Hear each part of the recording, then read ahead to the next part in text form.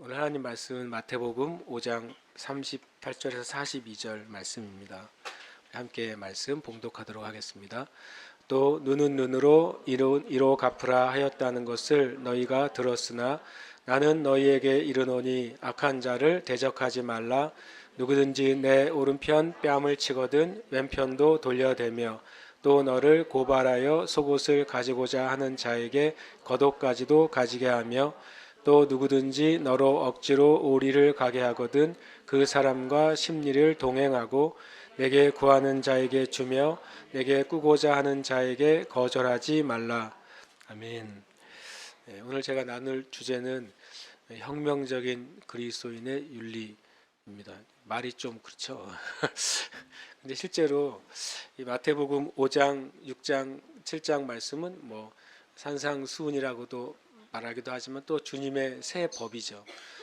이제 그들이 이제 예수님 시대까지는 유대인들은 구약의 율법 아래서 살았잖아요. 그리고 실제로 이제 어떤 면에서 영적으로 신약이 실제로 선포된 것은 예수님이 죽으시고 부활하심으로 실은 신약의 역사가 시작이 됐다고 볼 수 있죠. 그 전까지는 다 율법 아래에 있었고 예수님조차도 실은 율법을 지키셨어요. 예수님이 태어나셔서 정결례를 행하시는 것도 율법대로 율법을 지키셨고 또 예수님과 예수님의 부모님도 율법의 율례대로 절기를 지키셨고 또 예수님도 뭐 어떤 각종 절기와 또 안식일을 지키셨잖아요. 그러나 이제 율법으로부터 완전히 자유케 된 것은 바로 예수 그리스도께서 죽으시고 부활하신 이후에 실은 우리가 율법으로부터 자유케 되었다고 성경은 가르치십니다. 그 전에 주님께서 이미 복음서에서 그리스도인이 어떻게 살아가야 되는지 그것이 이제 윤리잖아요. 우리가 마땅히 살아야 되는 삶의 태도와 행동이 윤리인데 실은 예수님이 말씀하신 윤리는 너무 혁명적인 거예요. 혁명적이란 말은 무슨 뜻이냐면 기존의 사람들이 알고 인정하고 따랐던 것과는 완전히 다른 것이 뒤집혀진 것이죠. 완전히 뒤집혀진 윤리를 우리에게 말씀하십니다. 실은 그 뒤집혀졌다고 하는 것이 과거의 윤리적인 삶을 부정하는 게 아니라 과거의 윤리적인 삶보다 너무나도 높은 수준의 실은 윤리적인 삶을 주님이 요구하고 계신 겁니다. 알고 보면 우리가 이 시대에 이제 믿음의 삶을 살아가는데 예수 믿고 구원받은 사실은 너무너무 좋고 예수 믿고 구원받은 진리는 참 복음인데 실제로 주님이 우리에게 살라고 하신 윤리적인 기준은 의외로 우리에게 복음이 아니에요. 다시 말하면 복음은 나에게 좋은 소식이잖아요. 굿 뉴스인데 내가 영혼이 구원받은 것 좋은 뉴스죠. 내가 모든 죄와 사망과 심판과 저주로부터 벗어난 것 엄청난 굿 뉴스죠. 그리고 영원한 하나님 나라가 우리에게 약속되어 있는 것이 굿 뉴스죠. 그런데 그것만큼 똑같이 주님께서 이 복음서에서 그리스도인들이 살아가야 될 일종의 삶의 원칙과 법칙을 말씀하셨는데 그것은 1차적으로는 굉장히 굿 뉴스가 아니에요. 오늘 말씀 같은 경우는 정말로 단단한 말씀이라고 생각이 저는 들어요. 여러분이 이제 성경을 펴서 이 말씀을 그냥 그대로 읽어보시면 이대로 살 수 있나라는 생각이 드는 말씀입니다. 그리고 심지어 이대로 사는 게 요즘 현대 사회에 가능한가 이런 생각이 드는 말씀이 오늘 본문입니다. 그리고 성경하고 합당하지 않음에도 불구하고 이런 의문까지 드는 것이죠.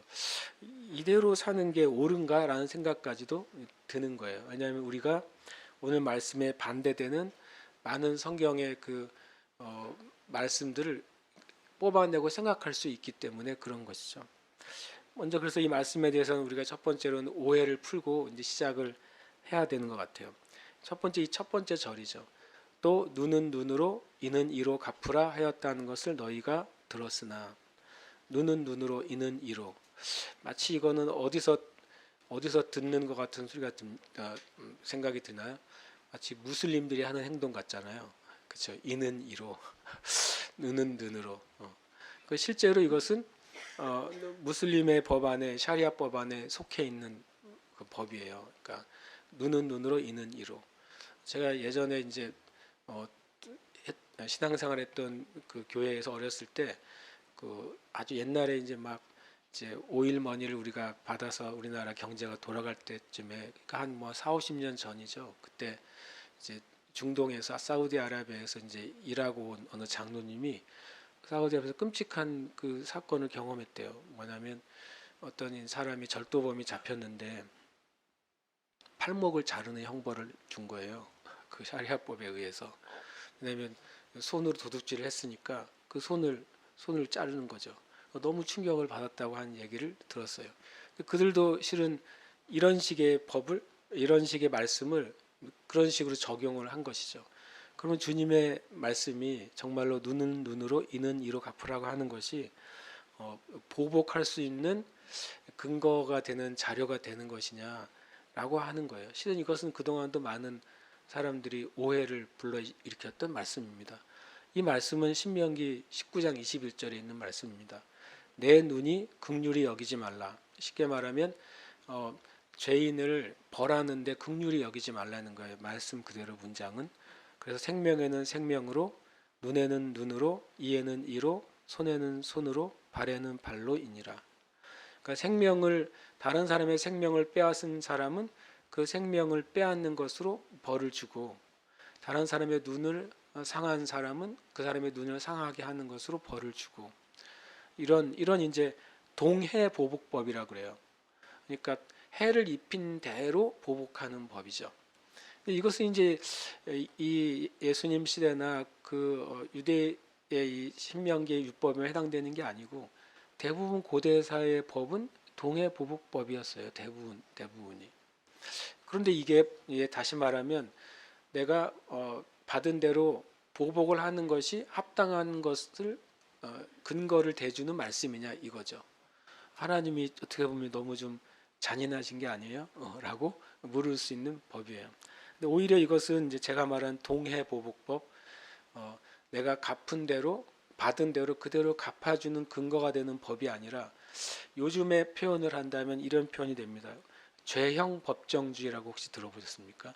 죄형 법정주의는 이제 현대 모든 법의 이제 형법의 기본인데, 죄와 형벌은 어떤 죄를 죄라고 규정하고 그 죄 지은 것에 대한 형벌을 주잖아요. 그 형벌은 법정주의라고 해서 이 법률에 근거가 있는 것을 바탕으로 죄와 형벌을 줘야 된다는 거예요. 그게 이제 현대 형법의 죄형 법정주의죠. 그러니까 예를 들어서 범죄를 일을 했다면 그 일의 범죄에 해당되는 벌이 일만큼만 가해져야 된다는 거예요. 그러니까 죄는 하나를 지었는데 괘씸하기 때문에 벌을 10개를 주면 안 된다는 거예요. 무슨 말인지 이해되시죠? 이게 왜 그러냐면 이 말씀대로 만약에 하지 않으면 어떻게 될까요? 우리가 이런 역사들을 보게 돼요. 만약에 과거에 부족 간의 싸움이 있을 때, 만약에 한 A 부족이 B 부족에 한 사람을 살해했다고 생각해 보세요. 그러면 이제 B 부족이 우리가 한 명이 죽임을 당했으니까 보복할 권리가 있다 생각하고 가서 그 A 부족을 보복할 때는 어떻게 보복을 할까요? 우리가 한 명을 죽임을 당했으니까 A 부족의 한 명만 죽일까요? 역사는 뭘 보여줄까요? 그 부족 전체를 다 죽이죠. 그게 인간이에요.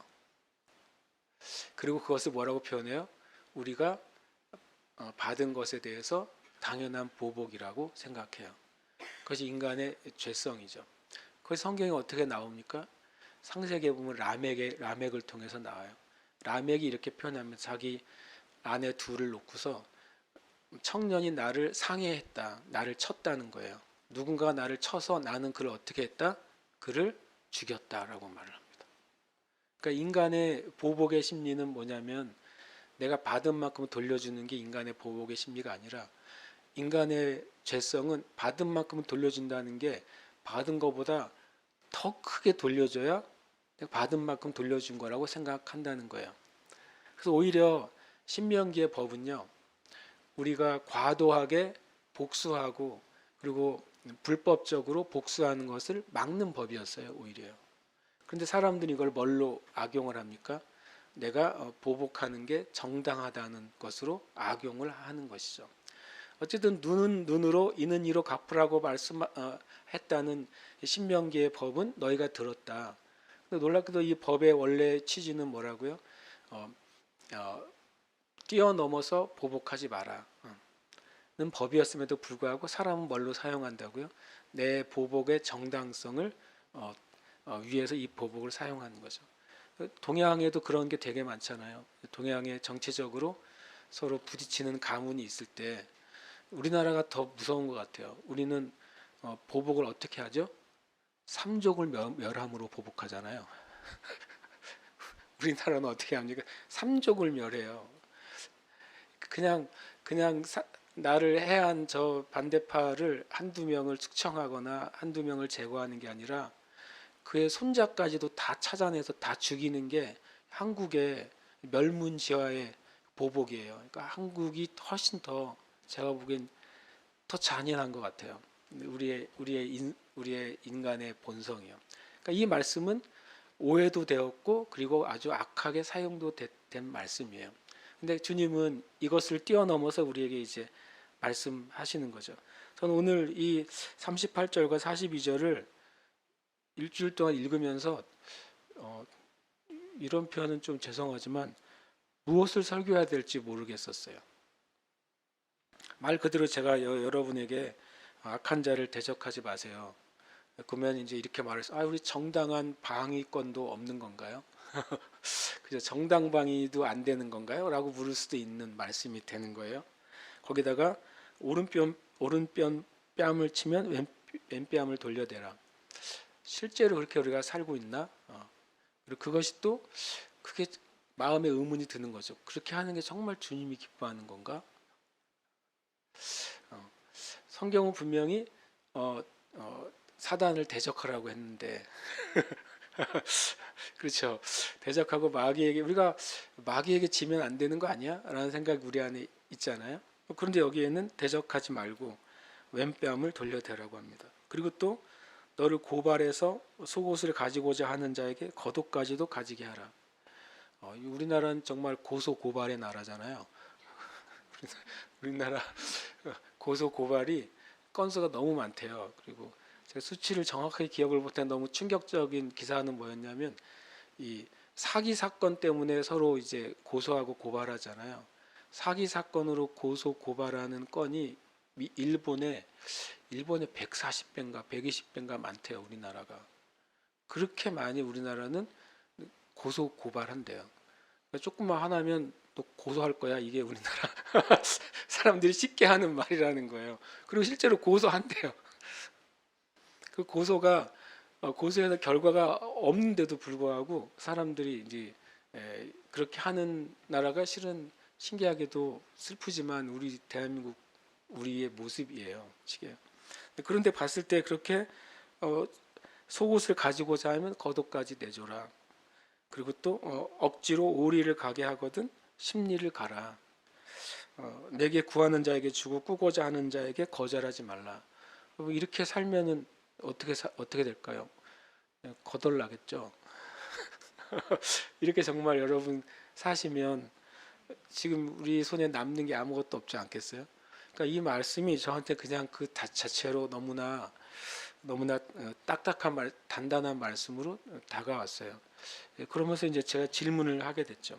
질문이 이제 오늘 제가 이제 설교할 내용이 되게 됐어요. 이 말씀을 제가 읽으면서 초등학생 같은 질문을 하게 됐어요. 첫 번째로는 주님이 악한 자를 대적하지 말라고 하셨어요. 분명히 이 말씀에 의하면.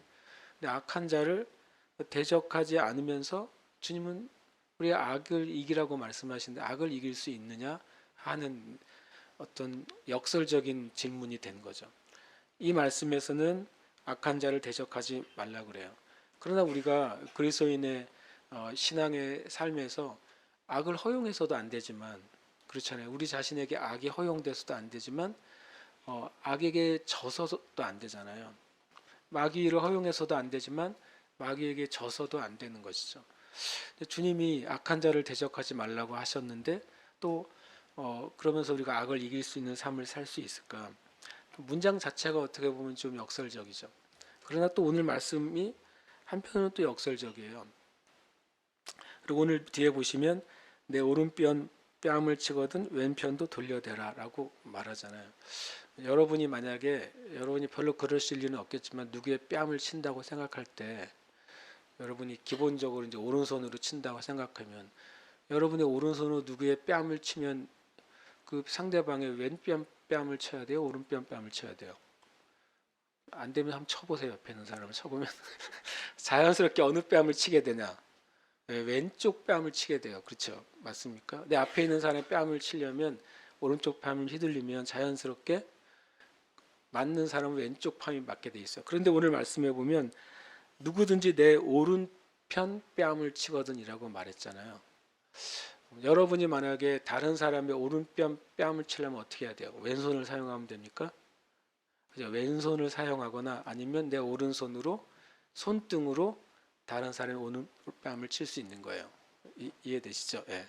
이건 뭐냐면 다른 사람을 상해하려는 의도로 때리는 뺨이 아니라 다른 사람의 모욕을 주기 위한 게 바로 이 오른뺨을 치는 겁니다. 누가 이렇게 그리스도인들을 모욕을 주는 오른뺨을 칠까 하는 것이 이제 생각을 하게 돼요. 두 번째로 누가 속옷을 이유 없이 너 이것은 내 거야, 내 거라고 주장할 수 있는가? 아무 이유도 없이 이건 이 속옷을 내놔라고 고발한다는 것은 주장을 하는 거예요. 그거 내놔라고 누가 일종의 갈취하거나 이렇게 빼앗을 수 있는가라고 하는 거죠. 그 다음 더 나아가서 이제 억지로 오리를 누가 가게 할 수 있는가? 이런 상황이 예수님의 말씀을 듣는 사람들에겐 어떤 경우가 있었을까요? 만약에 이 말씀이 당시에 이 말씀을 듣는 유대인들이죠. 주로 그 당시엔 유대인들에게 전혀 관계없는 상황이라면 사람들이 이 말씀에 감동을 받거나 수긍하지 않았을 거예요. 그렇죠? 근데 이 말씀이 끝난 다음에 이 말씀을 들었던 수많은 유대인들이 엄청난 이 진리 때문에 충격을 받았고 이것이 권위 있는 하나님의 말씀이라고 받아들였단 말이에요. 그 이유는 뭐냐면 첫 번째 주님이 약한 자를 대적하지 말라고 하는 이 내용 안에 배경 중에 하나는 바로 이 로마가 하나의 그 배경에 들어가 있다는 것입니다. 당시 로마 군인들이 이제 점령군이었잖아요. 로마 군인은 그 유대를 점령한 점령군이었고 그리고 중간중간에 로마 군들이 백부장의 단위로 배치가 되어 있었고 예수님이 계셨던 그 가버나움 지역에도 백부장이 있었다는 사실을 우리가 알 수 있죠. 근데 로마 군인들은 점령지에서 몇 가지 권리를 가져요. 첫 번째로 로마 군인들은 점령지에서 자신들의 군수 물자를 내가 취할 수 있는 권리가 있어요. 그러니까 이제 말 들어서 이제 옷이 필요하면 그건 내놔라고 할 수 있죠. 굉장히 불법적이지만 로마 군인들은 그런 행동을 했어요. 그리고 로마 군인들의 이제 장비가 예전에 제가 한번 로마 군인들의 삶에 대한 어떤 강의를 한번 들은 적이 있는데 로마 군인들이 대단했던 것 같아요. 로마 군인들이 평소에는 봄, 여름, 가을, 겨울의 장비를 다 항상 준비하고 다닌대요. 근데 많을 때는 그 무게가 40kg까지 나갔다고 하더라고요.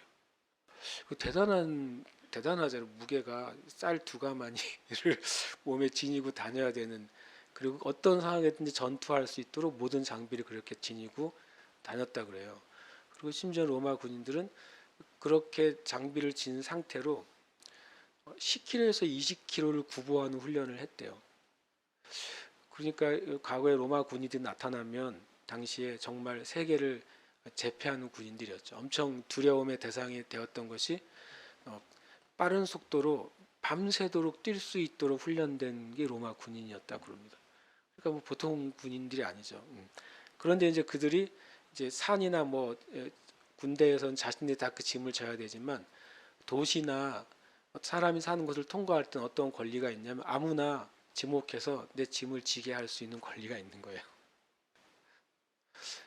물론 그것이 여기서 말하는 오리라는 기준은 있었어요. 한 사람에게 너무 오랫동안 짐을 지우게 하는 것은 약간 이제 나름 이제 로마 군인의 그 어떤 위신에 저촉이 되는지 여기서 이제 오리라는 개념을 가진 것 같아요.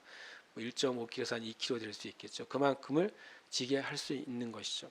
그러니까 이 상태 안에서 그냥 1차적으로는 이렇게 부당하게 이 그리스도인들에게 무엇인가를 요구하고 무시하고 멸시하고 그렇게 할 수 있는 상대 안에 주님은 그들에게 사랑으로 대하라고 말씀하신다는 거예요. 그러니까 로마 군인들이 뭐 옷을 달라고 그러면 이 주님의 말씀에 의하면 그래요, 그럼 이것도 내가 드리죠 하고 드리는 거죠. 이게 참 쉬운 일이 아니겠죠. 오리를 가자고 하면 나는 그러면 10리를 가주겠습니다 라고 말한다는 거예요. 이것은 일종의 어떻게 보면 반항같이도 보이고 말이에요.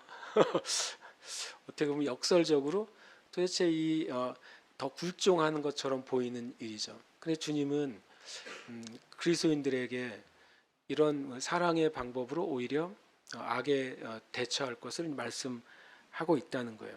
그럼 다시 말하면 악한 자를 대적하지 말라고 말씀하시고 실제로는 이 말에 의하면 있는 대로 다 주고 빼앗기는 것처럼 보이는데 어떻게 그럼 악을 이길 수 있을까요? 라고 하는 질문을 갖게 되었다는 겁니다. 제가 거기에 대한 성경원에서의 답은 이제 첫 번째 이 말씀을 제가 생각하게 됐어요. 같이 한번 읽겠습니다. 내 사랑하는 자들아, 너희가 친히 원수를 갚지 말고 하나님의 진노하심에 맡기라. 기록되었을 때 원수 갚는 것이 내게 있으니 내가 갚으리라. 아멘. 저는 이런 질문을 가끔 합니다. 나는 정말로 하나님의 온전한 공의와 영원한 심판을 믿는가? 여러분 어떠십니까? 여러분은 하나님의 온전한 공의와 영원한 심판을 믿으십니까? 이 믿음이 있을 때에만 우리가 세상의 방법이나 우리의 육신적인 방법으로 악한 자를 대적하지 않을 수 있는 믿음의 태도가 나올 수 있어요.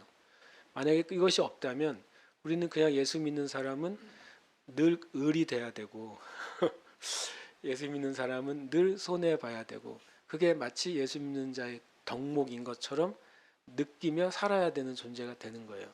하나님은 하나님의 자녀들이 그렇게 인생을 살기를 원하시느냐? 성경엔 그렇게 나와 있지 않으십니다. 하나님은 하나님의 자녀들을 보호하시겠다고 말씀하시고 축복하시겠다고 말씀하시고 또 신명기 법에는 꼬리가 되지 않고 머리가 되게 하시겠다고 말씀하신 게 하나님 아버지이신데 하나님의 자녀들이 이렇게 마치 이 말씀을 잘못 이해해서 그렇게 낮고 천한 삶 그리고 사람들에게 당하고 쫓기고 빼앗기고 아무것도 남지 않는 삶 그것이 그리스도인의 삶의 좋은 덕목이야 이렇게 말씀하시는 게 아니라는 것이죠.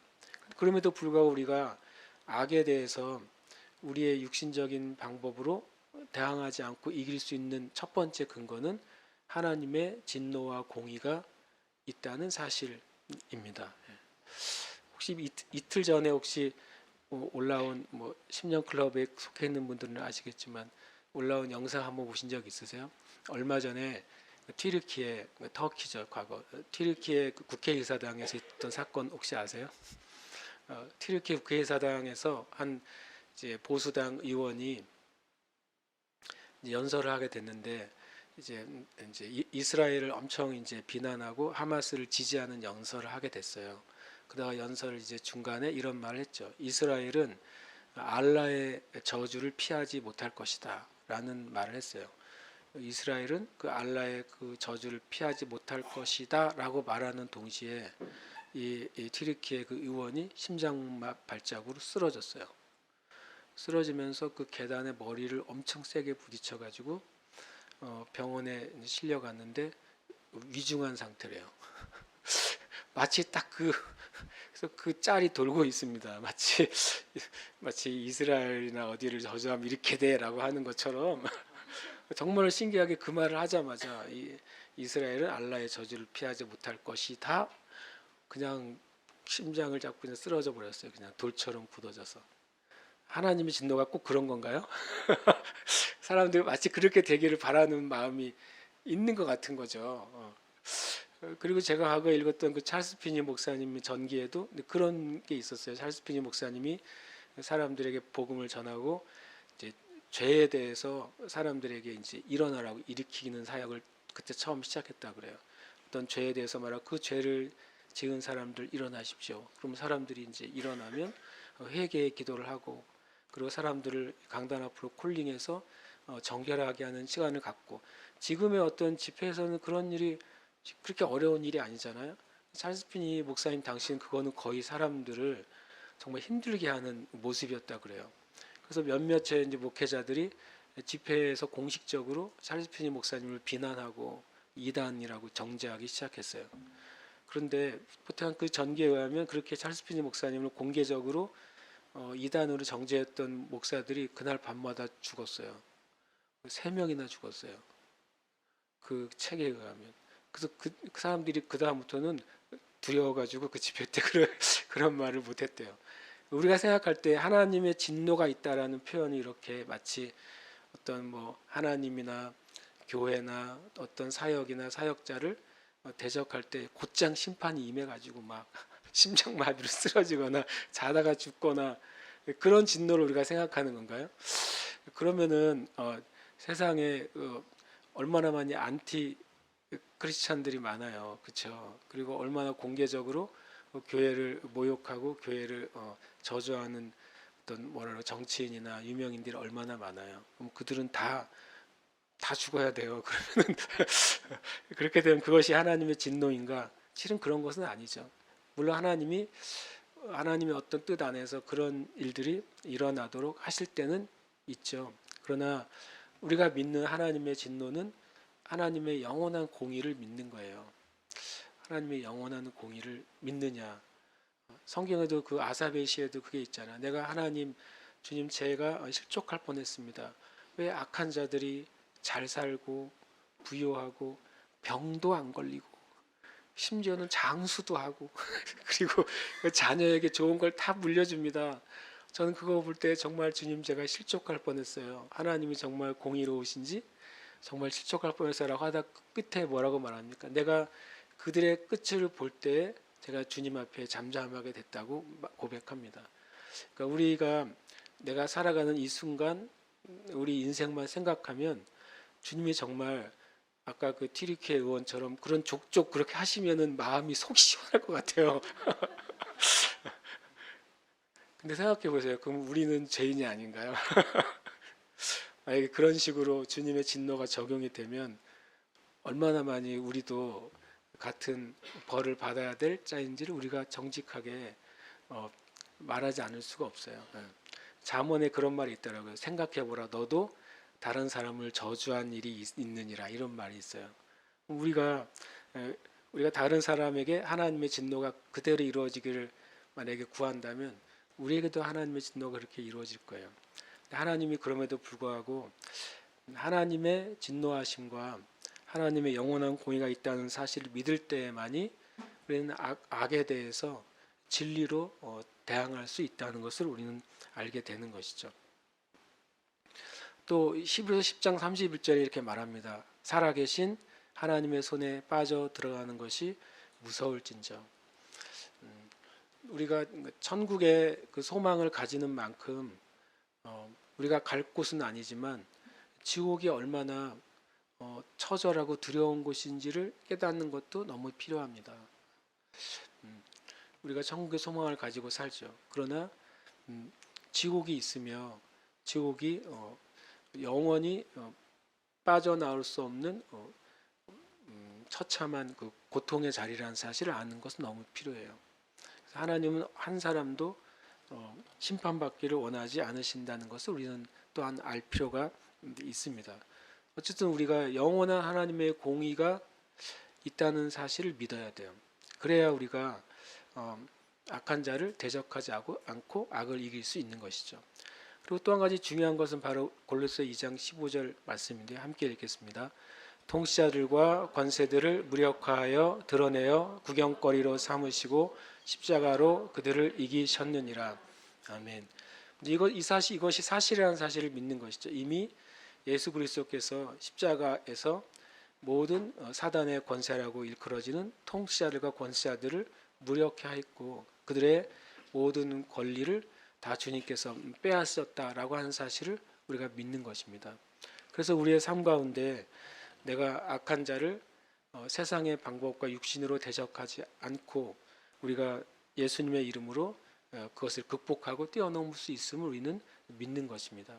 저 여러분에게 이미 예수 그리스도 안에서 승리가 주어졌고 우리의 삶 가운데 우리는 진리 안에서 행하는 법을 우리가 배워야 되는 것이죠. 두 번째 이제 제가 이 말씀 읽다가 그것도 또 이제 초등학생 같은 질문이면서 역설적인 질문이에요. 빼앗기고 나눠주면서 부유하게 살 수 있을까 하는 거예요. 왜 제가 부유하게라는 표현을 썼냐면 하나님은 분명히 우리에게 우리의 삶에 하나님의 축복을 주시겠다고 약속하셨거든요. 오늘 말씀에 보면은 누가 네의 것을 빼앗으려고 하면 내 주라고 말씀하세요. 너에게 요구하는 게 있으면 나눠주라고 말씀하세요. 그럼 우리가 그 사이에 어떤 그 답을 찾을 수 있을까 하는 생각을 갖게 됐어요. 먼저 우리는 이 기준이 우리에게 좀 필요해요. 같이 읽겠습니다. 우리가 먹을 것과 입을 것이 있은즉 족한 줄로 알 것이니라. 아멘. 여러분 먹을 것과 입을 것이 있으면 만족하십니까? 지금 세대는 먹을 것과 입을 것과 휴대폰이 있은즉 족한 줄로 알 것이니라 이 세대가 되어 버렸는데 지금은 그 세대가 되었어요 우리에게. 근데 이제 성경은 분명히 첫 번째로는 부유함의 기준을 우리는 뭘로 생각하냐면 이제 숫자의 기준이잖아요. 누가 더 부유한가, 누가 더 가난한가의 기준은 다 숫자잖아요. 어떤 돈의 숫자, 내가 가진 소유물의 숫자가 많으면 많을수록 부유한 자고 적을수록 가난한 자가 되는 시대에 우리가 살고 있어요. 그럼 성경에 있어서 부유함의 기준이 한 가지 필요한데요. 하나는 뭐냐면 만족함이에요. 진짜 만족한 사람은 부유한 것입니다. 근데 우리가 이 말에 참 동의가 안 되는 시대에 우리가 살고 있어요.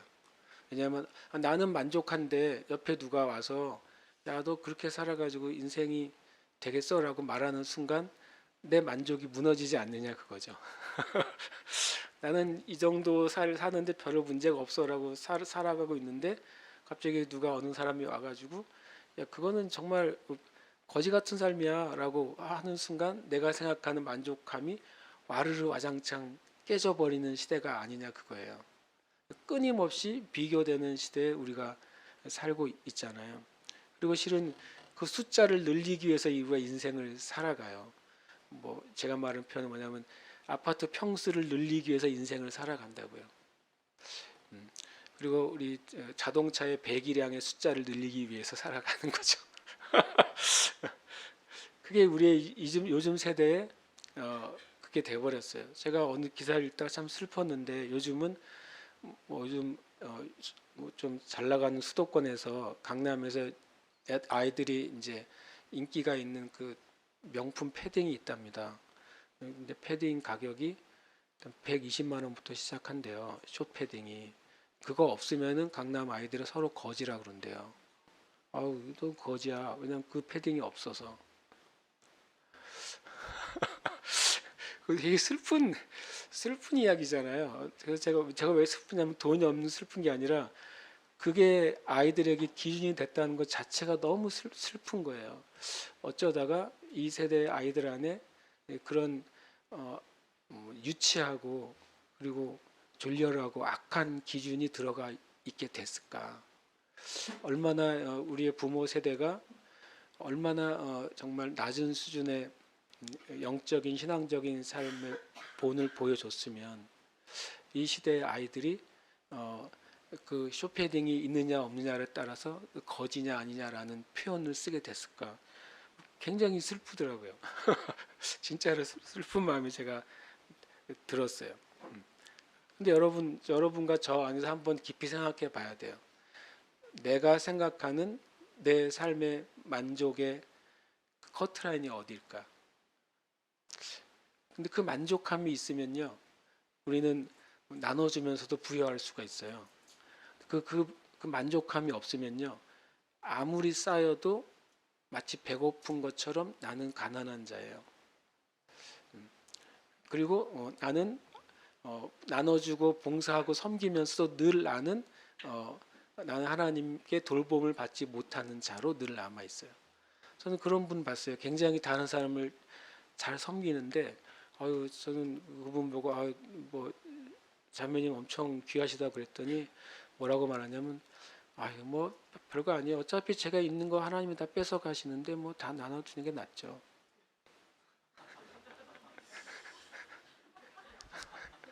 그러니까 그분의 마음 안에는 어차피 모아도 주님이 다 가져가시니까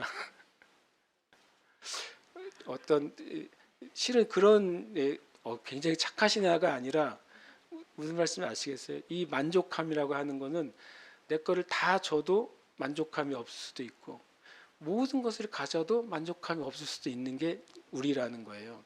그럼 우리의 삶 안에 진짜 주님이 주시는 부여함 안에 살면서도 얼마든지 나눠주고 섬길 수 있는 삶을 살 수 있느냐, 이게 중요한 주제가 실은 되는 것입니다. 주님의 말씀 이렇게 말씀하세요. 같이 읽겠습니다. 또 내가 기름진 밀을 그들에게 먹이며 반석에서 나오는 꿀로 너를 만족하게 하리라 하셨도다. 아멘. 하나님은 우리에게 실은 좋은 것을 주기를 원하시는 분이에요. 근데 우리가 얼마나 말 그대로 헝그리 정신을 가지고 있는지 모르겠어요. 저도 옛날에 그랬던 것 같아요. 한번 그 얘기 말씀드렸죠. 제가 전에 차를 되게 좋아했었어요. 카가 아니라 티어. 그 차를 좋아했는데 전도사 시절에 한 3년간 커피를 끊고 이제 차만 마셨거든요. 그랬더니 이제 여기저기 뭐 여행을 다녀오신 우리 교회 집사님 권사님 저한테 이제 티를 선물해 주시더라고요. 그래서 제가 이제 너무 감사하게 먹었는데 어떤 분들은 진짜 비싼 티를 저에게 선물해 주셨어요. 그러니까 제가 구하기 어려운 정말 비싼 티를 선물해 주고 정말 이거는 전사님만 드세요 이러면서 주신 티가 있어요. 제가 봐도 나중에 찾아보니까 비싸더라고요. 그래서 제가 어떻게 했을까요? 못 먹었죠. 너무 비싸니까 나중에 나중에 뭐 중요한 순간에 먹어야지 그러고 못 먹었단 말이에요. 진짜 헝그리 정신이죠. 나중에 어떻게 됐을까요? 진짜로 못 먹었어요. 그 시간이 지난 거죠. 유통기한이 지나버렸어요. 그래서 우리가 예수 믿으면서도 좋은 것을 취하고 좋은 것을 뭔가를 내가 취하면 뭔가 죄를 짓는 것 같을 때가 제가 있었어요. 좋은 것을 취하고 좋은 것을 내가 먹고 좋은 것을 먼저 내가 가지려고 그러면 마치 죄인 된 느낌이었을 때가 제가 있었어요. 나중에 그게 우리를 사랑하신 하나님 아버지의 마음이 아니라는 것을 나중에 알았죠. 하나님은 그러신 분이 아니시더라고요. 그래서 그때부터 이제 옛날에 이제 순서를 바꿔서 요즘은 뭔가 새 것이 들어오면 일단 먹던 걸 그만두고 새 것부터 먹어요. 저는. 순서를 바꿔서 좋은 것을 먼저 취하자. 그리고 그것이 죄도 아니고 하나님 아버지가 우리에게 주시는 은혜라는 것을 제가 이제 그 다음부터 좀 이해하기 시작했어요. 주님은 분명히 우리에게 만족하게 주시는 하나님 아버지세요. 그걸 믿어야 돼요. 아침에 주의 인자하심이 우리를 만족하게 하사 우리 일생 동안 즐겁고 기쁘게 하소서. 하나님 아버지는 이 땅에 있는 하나님의 자녀들의 일생의 삶이 즐겁고 기쁘길 진짜 원하세요. 그것을 때로는 우리가 다른 방향으로 이해할 때가 있는 것 같아요. 다시 말하지만 부요함과 만족은 숫자가 아니에요. 하나님과 우리와의 관계에서 누리는 정말 기쁨과 은혜입니다. 하나님은 실제로 좋은 것을 주시는 하나님 아버지세요. 또 좋은 것으로 내 소원을 만족하게 하사 내 청춘을 독수리같이 새롭게 하시는도다. 하나님 우리에게 좋은 것을 주시는 분이고 만족하게 하시는 분이에요. 그런데 하나는 아까 말한 것처럼 빼앗기고 나눠주는 빼앗기는 거는 이제 어떤 특별한 상황이 있을 때죠. 예를 들어서 핍박과 고난의 상황이 있을 때 그리스도인들이 많이 빼앗겼죠. 그리고 이제 예수님 시대에도 초대교회 성도들이 많이 빼앗기고 또 강탈을 당했죠. 또 신기하게 역사적으로 유대인들이 빼앗기고 강탈을 당했어요. 신기하게. 그러나 그런 시기가 아니더라도 우리가 나눠주면서 부유하게 살 수 있는가. 나눠주는데 지혜가 필요하다는 사실을 제가 많이 배우게 됐습니다. 성경에도 나눠주는데 어리석게 퍼주는 것은 성경의 뜻이 아니라고 말씀하십니다.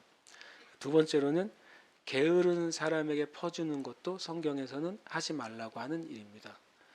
그다음에 세 번째로는요.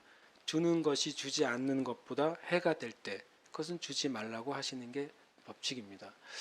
저희가 처음에 이 교회를 개척했을 때 그 노숙인들이 많이 찾아왔어요. 근데 요즘은 교회에 노숙인들이 찾아오는 일은 별로 없는 것 같아요. 요즘은 노숙인들이라고 아주 옛날에 이제 거지라고 그랬잖아요. 옛날엔 정말 많이 교회에 찾아왔거든요. 제가 전도사였을 때는 매주 수요일이 우리 교회 이제 노숙인 분들께서 방문하시는 날이었어요. 그러면 이제 화요일 날 500원짜리 수백 개를 바꿔놓고 이제 오시는 대로 이제 드리는 게 수요일 오전 업무였습니다. 그리고 늦게 주면 엄청 신경을 내요. 그리고 빨리빨리 줘야 되고 왜냐하면 그분들도 바빠요. 왜냐하면 코스가 있거든요. 이게. 늦으면 또 못 받으니까 빨리 받고 가셔야 돼요. 그분들도. 나중에 이제 500원 주다가 나중에 500원을 되게 짜증을 내기 시작했어요. 다른 데서는 1,000원을 주는데 여기는 왜 500원을 주냐 그래서 나중에 또 1,000원을 주기도 했어요.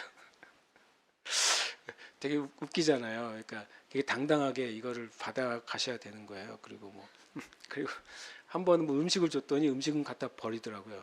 일단 돈을 받아야 되는. 근데 제주에 왔더니 그때도 조금 찾아왔었어요. 그러면 이제 저 사모님 뭐 있는 대로 조금씩 줬었거든요. 뭐 1,000원을 주든 2,000원을 주든 이렇게 줬었어요. 근데 어느 날 주님이 저에게 돈을 주지 말라고 하는 감동을 주셨어요. 돈을 주지 마라. 그래서 제가 이게 좀 우리 성경적인 기준으로 보면 누가 구하는 자에게 이 말씀대로 하면 줘라 이렇게 말씀하셨잖아요. 그게 이제 사랑의 실천으로서 우리가 느껴지잖아요. 저도 그런 의미에서 있으면 좋거든요.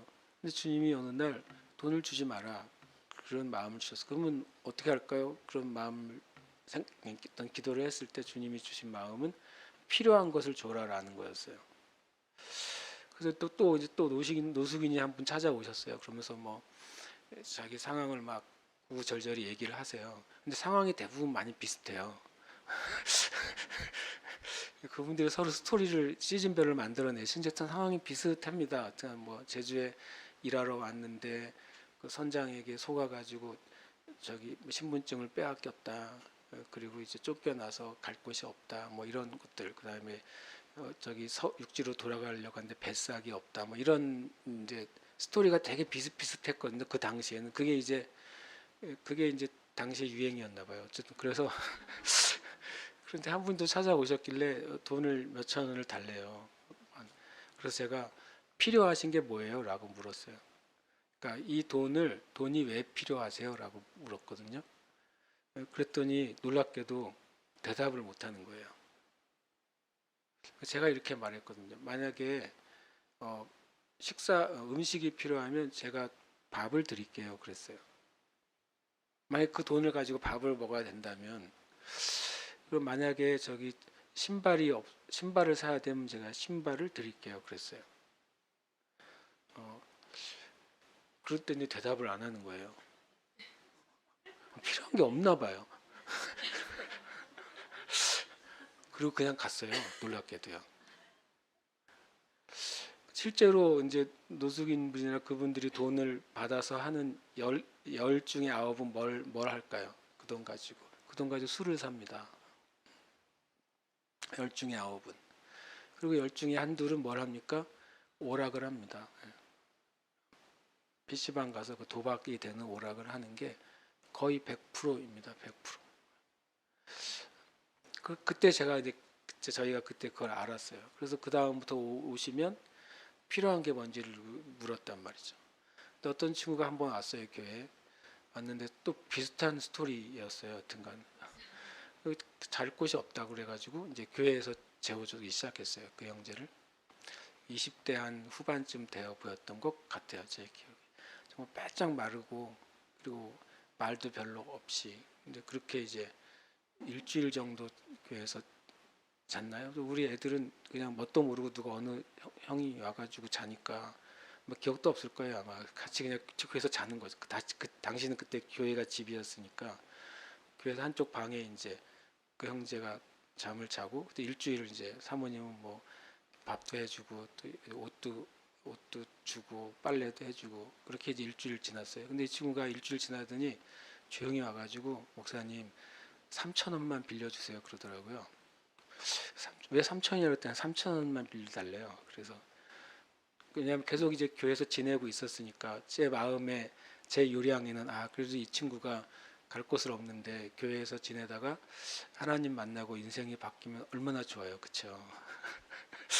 그런 마음으로 교회에서 이제 계속 이제 먹고 살고를 같이 했는데 3천 원 빌려달라고 3천 원이 정말 필요한가 보다. 그래서 3천 원을 줬어요. 주지 않아야 되는데 줬어요. 3천 원을 줬죠. 그리고 나갔어요. 감사하다 그러고 나가고 이제 그날 밤에 안 들어온 거예요. 뭐 그 당시에 스마트폰이 없잖아요. 그러니까 이 친구 얘가 어디 갔나 그러고 있었어요. 근데 그 다음 날도 안 들어오는 거예요. 그리고 이틀 지난 새벽에 저한테 전화가 왔어요. 경찰서에서 전화가 왔어요. 왜냐하면 누구냐고 그랬더니 누구를 아냐 그러길래 제가 안다 그랬더니 여기 이 친구가 이 번호밖에 모르고 목사님밖에 모른다 그래요. 그래서 어디냐 그랬더니 교회에서 진짜 100m도 안 되는 곳에 있는 PC방인 거예요.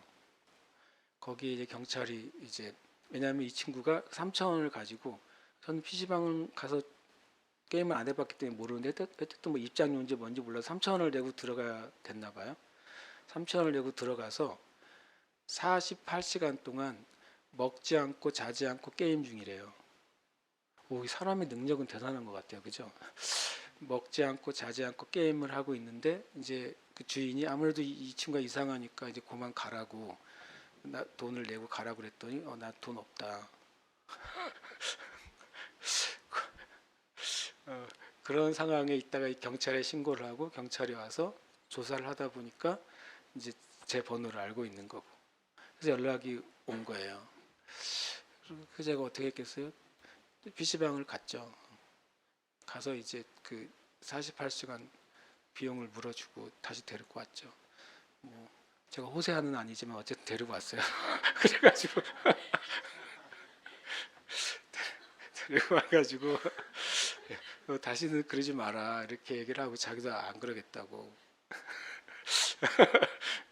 그러다가 또 나중에 어떤 사건이 있어가지고 그 친구가 떠났어요. 그리고 아직까지 안 오고 있어요. 제가 그런 비슷한 일이 몇 번 있었거든요. 저희가 이제 개척하고 하는 그 사이사이에 그때 이제 많은 생각을 갖게 됐어요. 그리스도인이 또 교회가 가난하고 약한 자를 돕는다는 것이 어떤 의미 또 어떤 것이어야 되는가라는 많은 고민을 하게 됐어요. 어떨 때는요, 교회가 그 열매를 알지 못한 채 계속 줘야 될 때가 있어요. 예를 들어 저는 이제 북한이나 중국이나 무슬림 지역에 있는 선교지에 있는 지체들을 위해서는 우리는 그 열매를 생각하지 않아야 돼요. 그걸 우리가 생각하고 계산한다는 게 얼마나 하나님 앞에 그 미안한 일이에요. 그거는 그냥 우리가 흘려보내는 것으로 족한 거예요. 그러나 또 바로 우리 주변에 살아가는 그 수많은 사람들에 대해서는 뭐가 필요하냐면 지혜가 필요하고 분별이 필요해요. 저희가 오는 사람한테 계속 3천 원씩을 줬다면 그분들은 매일 소주 2병씩을 사 먹는 거예요. 계속 돈을 받아서 소주 2병을 먹고 길에서 자고 그 일을 반복하고 반복하다가 이름 모를 어느 곳에서 죽는 거예요. 그건 돕는 게 아니잖아요.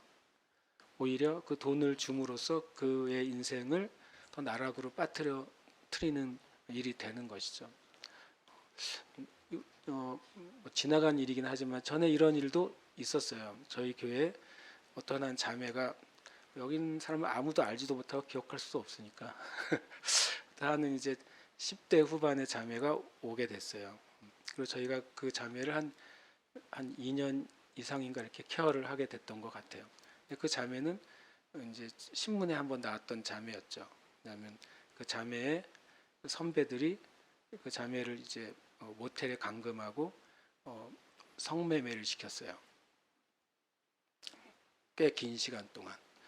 그러다가 이제 그 자매가 뭐 탈출을 했나 해가지고 그게 발각이 돼가지고 그 선배들은 이제 감옥에 가고 이 친구는 어, 성매매 피해자들을 돕는 기관에 맡겨져서 이제 생활하게 됐고 그 와중에 과정을 제가 살짝 기억이 안 나죠. 어쨌든 우리 교회에 오게 됐어요. 그래서 그 사실은 뭐 저나 사모님만 알고 있었죠. 그러면서 우리가 기도하는 것은 이 자매가 하나님을 만나게 되고 회복되기를 엄청 기도하는 마음으로 이제 한 1, 2년 우리가 관계하고 섬겼던 것 같아요. 그 덕분에 제가 이제 어, 어, 그 성매매 피해자들을 이렇게 돌봐주는 센터가 있어요. 센터에 제가 또 관계를 하게 됐어요. 생각지도 않게. 제가 그 성매매 피해자 센터에 또 이사까지 했어요. 제가 뭐 하려고 한 게 아니라 가서 도우려고 가서 이제 그 선생님들하고 이제 얘기하고 상담하고 그 상황을 얘기하다가 또 한동안 또 제 이름이 이사로 올라가 있었기도 했었어요. 제주도에도 몇 군데 있는데 겉으로는 그게 이제 그렇게 되어 있지 않아. 겉으로는 알 수도 없어요. 아무도. 이름도 그렇게 되어 있지 않으니까. 다만 이제 보호하는 기관이니까요. 그런데 신기하게도 이제 그 자매를 제가 몇 년을 보아왔는데 그리고 주님께 돌아오기를 되게 구했는데 시간이 지나고 다시 이제 어떤 사건이 있어서 자매는 또 이제 제주도에 있는 소년원에 들어가게 되고 거기서 다시 또 이제 육지로 가게 되고 한참 동안 우리가 이제 서로 연락을 했는데 결국엔 그 자매도 그 당시 기준으로는 다시 그 세계로 가게 돼 버렸어요. 제가 이런 여러 가지 이제 일들을 저희가 이제 교회를 세워가면서 많이 겪게 됐어요. 그러면서 진짜 교회가 섬기고 나눠주는 데 있어서 하나님의 지혜와 분별이 없으면 어떨 때는 악을 더 조장하게 되기도 하고 어떨 때는 마귀가 사용하는 그 미련한 길에 도움이 되기도 하고 이런 것들을 제가 이제 깨닫게 됩니다. 그러나 분명히 성경은 그리스도인들이 먼저 하나님 안에서 진정한 부요와 만족 안에 있으면서 이 세상을 섬기고 또 영혼들을 섬기는 것이 하나님의 뜻이라고 말씀하신다는 겁니다. 그러니까 우리가 그것을 잊어서는 안 되는 것이죠. 그리고 마지막 제가 이제 정말 많이 생각한 주제는 이겁니다. 왜 주님은 이 마태복음 5장, 6장, 7장의 말씀 우리가 계속 보지만 이렇게 살기가 어려워요. 마태복음의 그 말씀대로 산다는 게 얼마나 어려운지 모르겠어요. 이 정말 혁명적인 윤리인데 왜 이렇게 어려운 길을 우리에게 말씀하실까라고 하는 그런 이제 고민을 제가 좀 하게 됐어요. 다시 한번 예수 믿는 사람은 마치 이 말씀대로 살면 세상에서 좀 바보같이 살고 피해자처럼 살고 그래야 되는가? 그게 주님의 정말 원하시는 삶인가? 그것이 아니라는 것은 마음의 심증으로는 알면서도 주님이 이렇게 살라고 말씀하시는 이 어려운 길을 그 좁은 길을 가라고 하시는 이유가 뭔가? 그것이 굉장히 저한테 숙제가 되는 말씀이었어요. 그게 온전한 답은 아니지만 이제 두 가지 말씀을 드리려고 합니다. 첫 번째는 주님이 우리에게 살라고 하신 이 법칙이에요. 함께 읽을까요? 시작. 악에게 지지 말고 선으로 악을 이기라. 주님이 우리에게 이러한 우리의 삶의 기준으로 볼 때 되게 어려운 인생의 어떤 법칙을 제시하신 첫 번째 이유는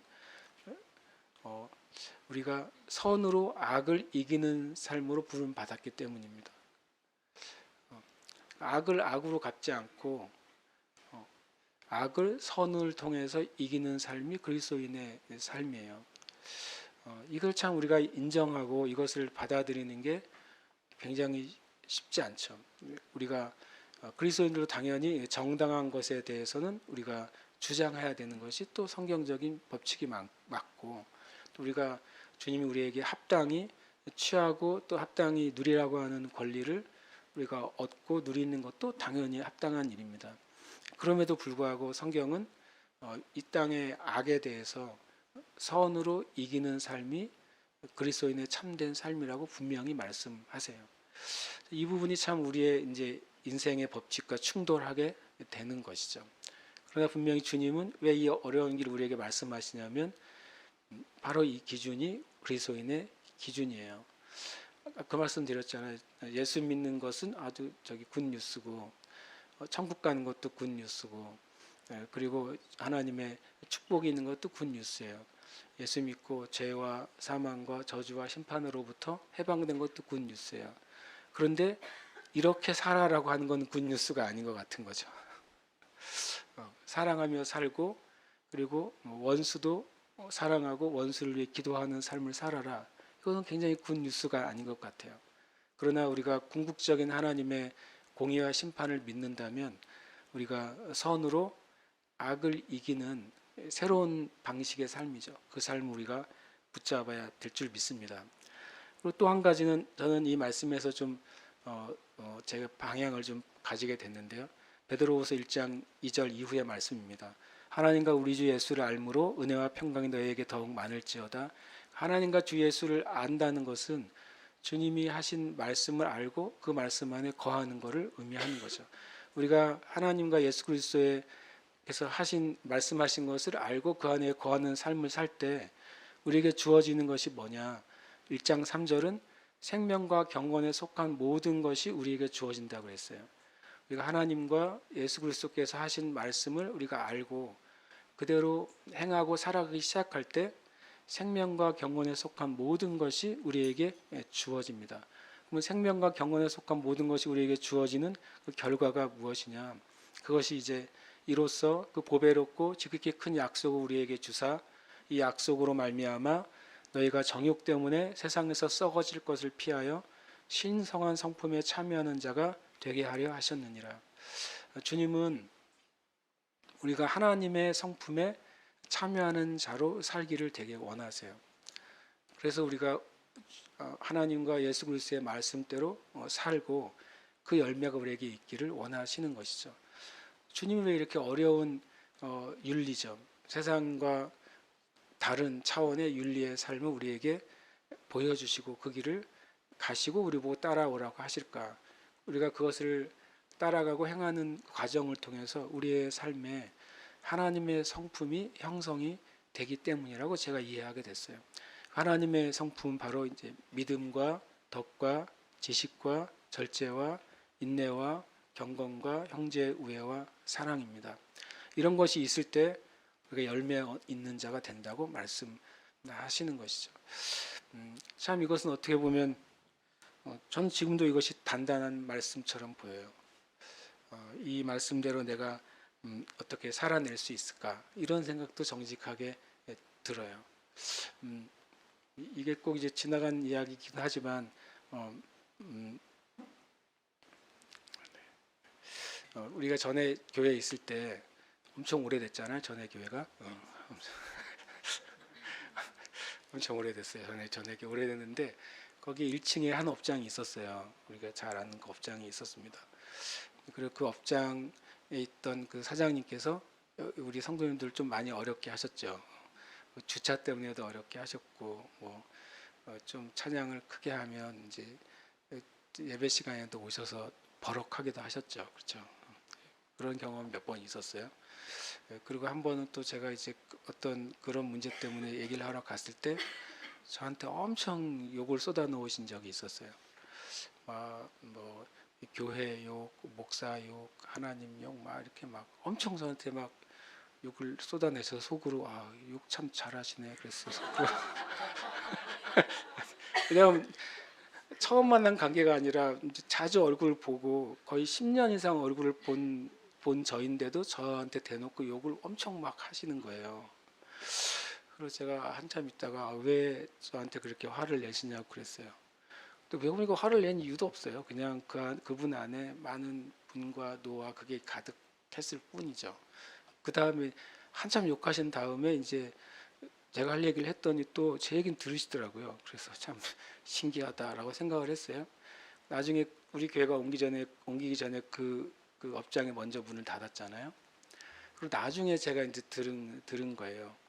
나중에 이제 그 업장이 진짜로 많이 어려웠었나 봐요. 그러니까 수년 전부터 그 월세를 계속 밀리고 있었대요. 그리고 굉장히 사업이 안 되셨었대요. 그러니까 그 속에 분과 노와 그게 고통이 얼마나 많았겠어요. 그러니까 그거를 이제 어쨌든 뭐 저한테만 그러진 않았겠지만 일단 푸는 대상 중에 하나가 저가 됐던 거죠. 그때 제가 만약에 그분에게 똑같이 이제 받아치고 화를 내고 했다면 또 어땠을까라는 생각도 제가 해봤어요. 그러면서 그런 생각을 가졌어요. 우리가 정말 선으로 악을 이긴다는 것이 무슨 의미일까? 왜냐하면 여기 있는 성도님들이 살아가는 삶에서 수많은 악인들을 만나시잖아요. 그렇지 않으세요? 수많은 만약에 사업을 하신다면 수많은 갑질을 하는 사람들을 만나시잖아요. 그리고 우리의 삶 가운데 정말 무례하고 때로는 무법한 사람들을 우리가 만나게 되잖아요. 그때 우리가 어떻게 행동하는 것이 하나님 앞에 합당한 일일까? 그런 생각을 제가 이제 나누고 여러분에게 이제 일종의 질문을 던지는 게 오늘 제 말씀이기도 합니다. 우리가 주님의 인도함을 따라갈 때 그런 이제 선으로 악을 이기고 승리하는 삶 가운데 가게 될 줄 믿습니다. 함께 시간 기도하십시다. 우리가 고백하고 함께 기도하겠습니다. 함께 고백하겠습니다. 나는 악을 악으로 갚지 않고 선으로 악을 이기는 자로 살 것이다. 아멘. 한 번 더요. 나는 악을 악으로 갚지 않고 선으로 악을 이기는 자로 살 것이다. 아멘. 고백합니다. 나는 하나님의 공의와 하나님의 사랑을 믿으며 진리대로 행하는 자다. 아멘. 한 번 더요. 나는 하나님의 공의와 하나님의 사랑을 믿으며 진리대로 행하는 자다. 아멘. 고백합니다. 나는 하나님과 주 예수님의 말씀대로 행함으로 신성한 성품의 사람이 된다. 아멘. 한 번 더요. 나는 하나님과 주 예수님의 말씀대로 행함으로 신성한 성품의 사람이 된다. 아멘. 함께 우리 이름을 넣어서 고백하고 기도합시다. 주님, 우리가 정말 주님이 말씀하신 그리스도인의 그 삶의 윤리대로 행하는 것은 참 단단한 음식 같습니다. 주님, 우리가 악과 악인과 이 세상의 악에 대해서 진리로 반응하고 또 사랑으로 반응하는 것은 참으로 쉬운 일이 아닙니다. 그러나 주님이 그렇게 우리에게 본을 보여주셨고 그리고 주님이 영원한 승리를 얻으셨기 때문에 우리도 그렇게 승리하게 될 것을 믿습니다. 이것을 우리가 믿음으로 고백하고 싶습니다. 함께 이 시간 이름을 넣어서 고백하고 기도하겠습니다. 공령은 악을 악으로 갚지 않고 선으로 악을 이기는 자로 살 것이다. 공령은 하나님의 공의와 하나님의 사랑을 믿으며 진리대로 행하는 자다. 공령은 하나님과 주 예수님의 말씀대로 행함으로 신성한 성품의 사람이 된다. 아멘.